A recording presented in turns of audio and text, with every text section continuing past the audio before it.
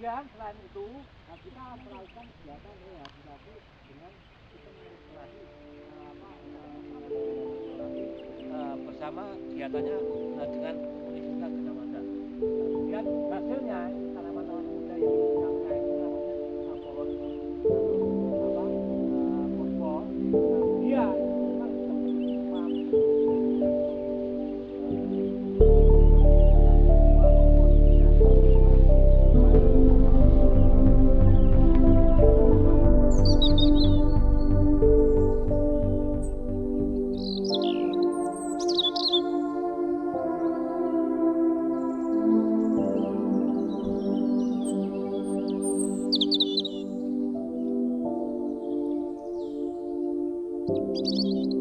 ada sekitar 2 desa yang memanfaatkan sumber mata air ini.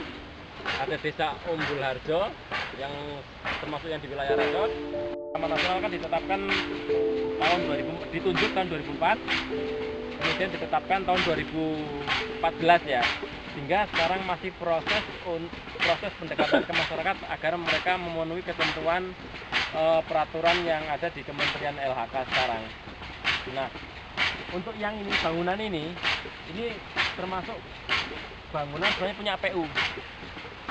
Ini namanya Sabodam. Fungsinya adalah untuk kepentingan mitigasi bencana sekunder.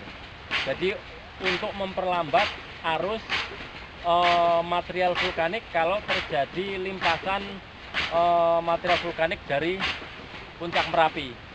Erupsi 2010 jumlah material vulkanik yang ada di atas berdasarkan data BPTKG, Balai Pengembangan dan Penyelidikan Kebencanaan Gunung Api, jumlahnya 146 juta kubik. Dalam prosesnya selama 7 tahun ini, sisanya sekarang tinggal 3,6 juta. Nah, yang 100 sekian juta itu pada terjadi setiap hujan besar ya, terutama di puncak, dia akan mengalir ke sungai-sungai. Ada sekitar 14 sungai yang berpotensi dialiri material vulkanik, termasuk sungai Kalikuning ini. Jadi namun demikian dari 14 sungai itu baru 3 sungai yang kita akomodir menjadi zona mitigasi. Ada sungai Kaliputih, Sungai Putih di Magelang, Sungai Gendol ini lokasinya di sebelah timur Kalikuning. Kemudian ada Sungai Woro yang ada di Klaten. Ada mungkin lihat nanti kalau pas cerah ya, puncak Merapi itu kan morfologi rekahannya itu kan mengarah ke selatan. Bagi sebagian orang yang tidak memahami tentang gunung api, mungkin dihubung-hubungkan dengan hal-hal mistis. Mengapa? Karena selama ini memang Merapi setiap meletus memang tidak pernah mengarah ke selatan sebelum 2006. Jadi pasti mengarah ke barat, Magelang sampai Purwokerto sampai Jawa Barat. Hingga orang berpikir terkadang dihubungkan dengan hal-hal mistis yang kadang nggak masuk akal. Gitu. Sejak 2006, pada saat morfologi limpasannya kemudian morfologinya berubah, dia sudah mengarah ke selatan. Sehingga kemarin yang kejadian yang kemarin aja sini habis, termasuk Mbak Marijan itu dengan keyakinannya yang mistisnya itu sekarang habis. Karena memang seperti itu. Sama halnya dengan begini, yang waktu Malang Kelut ya, Kelut meletus, yang Malang kena nggak, Dek? Anu Pak, nggak kena toh? Batu Malang Nggak kena toh? Nah ya seperti itu, logikanya seperti itu. Kenapa? Karena memang arah anginnya itu kalau dari Jawa itu dari timur ke barat. Justru yang parah di Jogja, kena limpasan debunya Kelut. Sama di Jogja situ sama, begitu meletus yang Merapi dia yang parah di daerah Magelang, kemudian Temanggung, Purwokerto sampai ke barat. Seperti itu. Nah, morfologi ini berubah semenjak letusan tahun 2006, kemudian 2010 masih terpecah ke selatan sama ke barat, sampai jalan Magelang Jogja Semarang terputus waktu itu ya kan? Nah, seperti itu. Kemudian kembali lagi ke Sabo ini, jumlah Sabo ini yang di dalam kawasan ada sekitar berapa nah? 15 ya nah? 15 Sabo jumlahnya. Nah, ini pompa ini termasuk salah satu jenis pemanfaatan air yang memanfaatkan gravitasi, sistem gravitasi. Jadi dia pemanfaatan air yang ada di sini semua mengandalkan gaya gravitasi bumi. Jadi tidak ada yang pakai apa namanya mesin.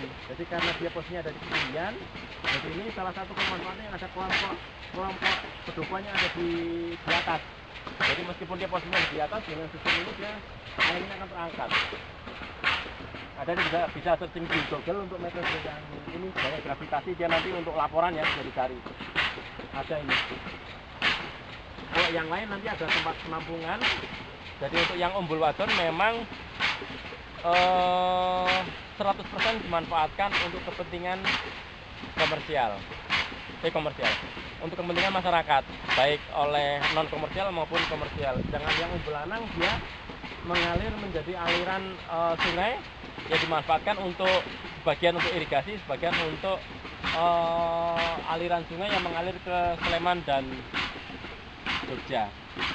Kemudian yang lain-lain, kalau yang di sini untuk yang tidak belajar air untuk pengetahuan, di sini ada rumput gajah. Ini memang kalau secara aturan memang nggak boleh.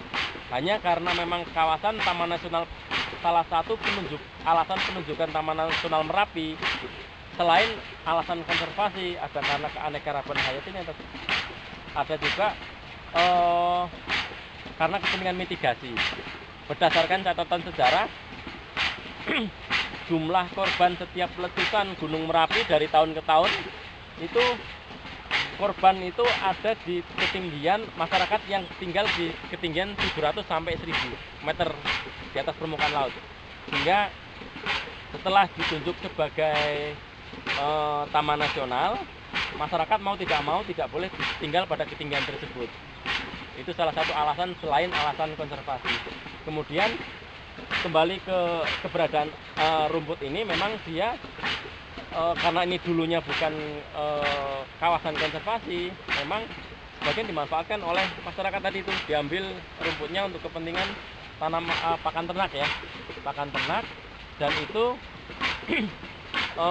diakomodir melalui zona-zona tertentu di Taman Nasional, zona tradisional. Nah, di sini termasuk dalam zona pemanfaatan. Jadi Taman Nasional Merapi ini dikelola ada beberapa zona inti ada di puncak ya. Kemudian ada zona rimba setelah zona inti, kemudian ada zona pemanfaatan, ada zona tradisional, kemudian ada zona khusus. Nah, untuk yang zona khusus ini ada beberapa. Yang pertama adalah zona pemanfaatan tradisional untuk kepentingan budaya, untuk labuan setiap tahun. Itu di jalurnya ini yang sini naik sama sampai ke puncak. Kemudian ada zona khusus mitigasi. Yang zona khusus mitigasi itu ada 3 lokasi tadi, Sungai Putih, Sungai Woro, sama Sungai Kuning. Mungkin itu ada yang mau ditanyain sebelum kita naik lagi ke sumber utamanya.